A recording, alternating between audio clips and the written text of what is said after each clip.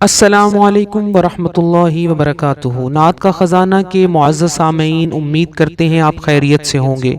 کچھ مصروفیات کے باعث ہم آپ کے لیے ویڈیوز نہ بنا سکے، لیکن انشاءاللہ اب ہم اس سلسلے کو ٹوٹنے نہیں دیں گے۔ آپ ہمیں سپورٹ کیجئے، ہمارے لیے دعا کیجئے کہ ہم اپنے اس مشن کو جاری و ساری رکھ سکیں۔ آپ کے لیے امام احمد رضا خان رحمۃ اللہ علیہ کے تمام نعتیہ کلام مع تشریح پیش کر سکیں۔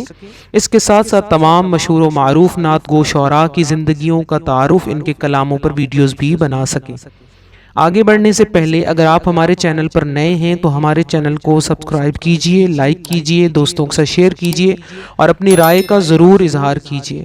آج کی ویڈیو میں کلام اعلیٰ حضرت کی خصوصیات اور فنی خوبیاں بیان کی جائیں گی، اور یہ موضوع چند ویڈیوز میں مکمل ہوگا۔ سب سے پہلے ہم بتائیں گے کہ نعت گوئی کرتے وقت اعلیٰ حضرت شریعت کے تقاضوں کو کس طرح مد نظر رکھتے تھے۔ جس طرح عبادات کے لیے کچھ آداب مقرر ہیں، اسی طرح نعت گوئی کے لیے بھی کچھ قوانین ہیں، جو اتنے ہیں کہ ان کی حدود میں رہ کر کہنا بڑے دل گردے کا کام ہے۔ اس میں کوئی شک نہیں کہ نعت گوئی کا حقیقی شعور توفیق الہی سے ہی نصیب ہوتا ہے۔ جملہ اصناف سخن میں نعت ہی ایک ایسی صنف ہے جو انتہائی دشوار اور مشکل ہے۔ اس میدان میں بڑے بڑے ہوش مند ٹھوکریں کھاتے دیکھے گئے ہیں۔ رنگ مجاز میں آپ آزاد ہیں، لیکن نعت کے تقاضوں کو وہی پورا کر سکتا ہے جس کا دل سرکار مدینہ صلی اللہ علیہ وسلم کی حقیقی اور سچی محبت سے سرشار ہو، اور اس کے ساتھ علم شریعت سے بھی دل پوری طرح باخبر ہو، جو دیوانوں کی طرح سوچے اور ہوش مندوں کی طرح لکھے۔ یہ ایک ایسا گلستان ہے جس میں پھولوں کے ساتھ کانٹے بھی ہیں، جن سے کامل فن ہی دامن بچا کر پھول چن سکتا ہے۔ فاضل بریلوی رحمۃ اللہ علیہ نعت گوئی کے متعلق فرماتے ہیں، حقیقتاً نعت شریف لکھنا بڑا مشکل کام ہے، جس کو لوگوں نے آسان سمجھ لیا ہے۔ اس میں تلوار کی دھار پر چلنا ہے، اگر بڑھتا ہے تو الوہیت میں پہنچ جاتا ہے، اور کمی کرتا ہے تو تنقیص ہوتی ہے۔ البتہ حمد آسان ہے، اس میں صاف راستہ ہے، جتنا چاہے بڑھ سکتا ہے۔ اصلاً حمد کہنا آسان ہے کیونکہ اس میں حد نہیں ہے، اور نعت شریف دونوں جانب اس میں سخت حد بندی ہے۔ سرکار اعلیٰ حضرت امام احمد رضا خان بریلوی رحمۃ اللہ علیہ کہ اس قول کی اس وقت پوری طرح تصدیق ہو جاتی ہے جب ہمیں گلزار نعت میں ماہر گلچینوں کے دامن بھی کانٹوں میں الجھے ہوئے نظر آتے ہیں۔ حضرت محسن کاکوروی رحمۃ اللہ علیہ نے سراپا مبارک جب لکھا، جسے خوب شہرت حاصل ہوئی، تو اس کا یہ آخری شعر دیکھیے کیسا ہے: مفت حاصل ہے مگر اس کی یہ تدبیر نہیں، کھوٹے داموں بکے یوسف کی یہ تصویر نہیں۔ بلحاظ فن یہ شعر آسمان کی بلندیوں کو چھو رہا ہے، لیکن شرعی نقطۂ نگاہ سے دیکھیے تو مصرع ثانی سے ایک اولو العزم نبی کی توہین و تنقیص کا پہلو نکلتا ہے۔ حضرت محسن تمنا کرتے ہیں، کاش اس سراپا مبارک کو بروز حشر بارگاہ ربوبیت میں پیش کروں، باری تعالیٰ اس کے بدلے میں حور و قصور عطا فرمائے تو دست بستہ عرض کروں، الہ العالمین یہ مفت پیش کر سکتا ہوں، لیکن حور و قصور اس کا بدل نہیں کہ یہ یوسف علیہ السلام کی تصویر نہیں کہ کھوٹے داموں بیچ دی جائے۔ ایک اور قصیدے کا شعر ہے کہ الہی پھیل جائے روشنائی میرے نامے کی، برا معلوم ہو لفظ احد میں میم احمد کا۔ حضرت محسن علیہ رحمہ کی شاعرانہ عظمت کو مد نظر رکھتے ہوئے یہی کہا جا سکتا ہے کہ دونوں اعشار عالم استغراق یا جوش روانی میں سپرد قلم ہوئے، اور غیر شعوری طور پر ادب کا دامن ہاتھ سے چھوٹ گیا، حالانکہ یہ وہ نازک بارگاہ ہے نفس گم کردہ می آئید، جنید و با یزید این جا۔ مشہور شاعر جناب اطہر ہاپوری مرحوم نے اعلیٰ حضرت کی خدمت میں ایک نعت ارسال کی، جس کا مطلع تھا: کب ہیں درخت حضرت والا کے سامنے، مجنوں کھڑے ہیں خیمہ لیلا کے سامنے۔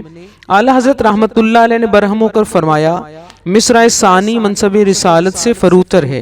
حبیب کبریا صلی اللہ علیہ وسلم کو لیلا سے اور گنبد خضرا کو خیمہ لیلا سے تشبیہ دینا یہ سخت بے ادبی ہے، اور یوں قلم برداشتہ اصلاح فرما دی کہ کب ہیں درخت حضرت والا کے سامنے، قدسی کھڑے ہیں عرش معلی کے سامنے۔ ایک صاحب نے بارگاہ اعلیٰ حضرت میں حاضر ہو کر اپنے نعتیہ اشعار سنانے کی درخواست کی۔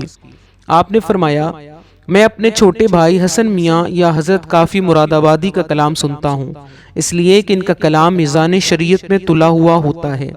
اگرچہ حضرت کافی کے یہاں لفظ رائنہ کا استعمال بھی موجود ہے، اگر وہ اپنی اسی غلطی پر آگاہ ہو جاتے تو یقیناً اس لفظ کو بدل دیتے۔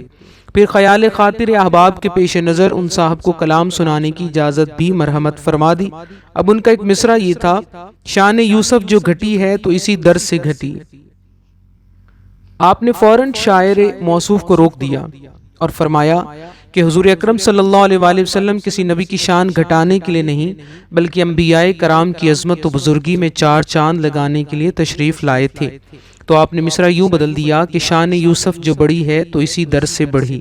آداب نعت گوئی اور اس کے شعور و عرفان کے ساتھ فاضل بریلوی کی نظر کی گہرائی کی داد دیجیے کہ معمولی سی شرعی لرزش بھی آپ کی نگاہ سے پوشیدہ نہیں رہ سکتی تھی، اور مصروں کی تبدیلی سے مضمون کس قدر جاندار ہو گیا ہے۔ حقیقتاً آپ کی یہ بات باریک بینی اور نظر کی گہرائی ان خداداد صلاحیتوں میں سے ایک ہے جن کی بنا پر علماء عرب و عجم نے آپ کو مجدد اور امام زمانہ تسلیم کیا تھا، جو ذات گرامی صرف 13 سال 10 ماہ کی عمر میں جملہ علوم عقلی اور نقلی میں ماہرانہ استعداد کی سند لے کر مسند افتاء پر جلوہ افروز ہو، اس کی علمی ذہانت و فطانت جس قدر بھی ناز کرے کم ہے۔ جب ہم آپ کی پہلو دار شخصیت پر نظر ڈالتے ہیں تو موجودہ صدی کی سربر آوردہ علمی شخصیتوں میں آپ کا قد و قامت سب سے بلند نظر آتا ہے اور آپ کا مقام فضیلت سب سے بلند ہے۔ آپ بیک وقت ایک عالم، مفسر، محدث، فقیہ، مفکر، فلاسفر، خطیب، اردو کے بلند پایہ ادیب اور نعت گوئی میں منفرد حیثیت کے شاعر تھے۔ مختلف علوم و فنون پر کم و بیش 1000 تصانیف آپ کی رفعت علم، بلندی فضیلت، علو فن اور قدرت و مہارت کی آئینہ دار ہیں۔ جس موضوع پر قلم اٹھایا کوئی تشنگی باقی نہ چھوڑی، جس عنوان کو اپنایا اس کا گوشہ گوشہ منور کر دیا۔ نثر کی جانب چلے تو ایسے لال و جواہر بکھیرے کہ عروس نثر کو کبھی تہی دامنی کا شکوہ نہ ہوگا۔ شاعری کی طرف آئے تو وہ گل بوٹے کھلائے کہ تازورائے نظم کو ہمیشہ کے لیے بہشت بدآماں بنا دیا۔ فاضل بریلوی کے عہد پر نظر ڈالیں گے انشاءاللہ۔ اگلی ویڈیو کے اندر ہم بتائیں گے کہ تاریخی صفحات میں آپ نے جو نعت گو شعراء تھے ان کے اندر آپ کا کیا مقام تھا، کون کون سے شعراء تھے اس زمانے میں جنہوں نے شاعری کی اور ان کے اندر آپ کا کیا مقام تھا، اور آپ نے کس طرح سے شریعت کی پاسداری کرتے ہوئے شاعری کی، اور آپ کا جو مجموعہ ہے ہدایق بخشش وہ تمام کا تمام جو ہے وہ عشق حبیب کی شعری تصویر ہے، اور وہ کس طرح سے آپ نے اس کو مرتب فرمایا۔ انشاءاللہ اگلی ویڈیو میں ہم یہ تمام آپ کے لیے لانے والے ہیں۔ تب تک کے لیے اپنا خیال رکھیے گا اور ہمیں دعاؤں میں یاد رکھیے گا، ہمیں آپ کی دعاؤں کی بہت ضرورت ہے، اور دعا کیجیے گا کہ یہ سلسلہ اب دوبارہ سے ٹوٹے نہ اور یہ اسی طرح سے چلتا رہے، ہم آپ کے لیے ویڈیوز بناتے رہیں۔ ہمیں اجازت دیجیے اور ہمارے چینل کو ایک بار پھر دوبارہ سے ریکویسٹ کرنا چاہتے ہیں کہ سبسکرائب کیجیے، لائک کیجیے، شیئر کیجیے۔ اللہ حافظ۔